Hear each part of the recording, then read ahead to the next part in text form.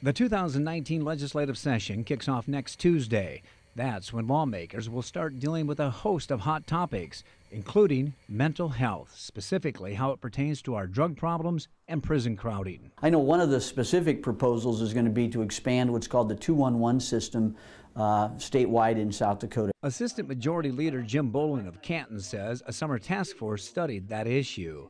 Another task force also looked at ways to increase funding for special education. Bolin says the legislature should also increase the state reimbursements to nursing homes to keep them from closing, which has been a troubling trend across the state. That's going to be a very important issue statewide, but especially in some of our more rural areas, because in a lot of small towns, the nursing home is one of your bigger employees. Other topics lawmakers will be dealing with: funding for pre-K education.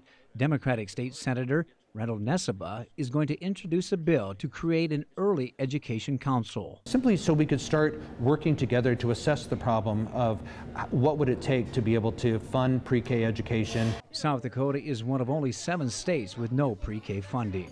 And speaking of money, lawmakers disagree on what to do with millions of dollars expected from online sales tax collections.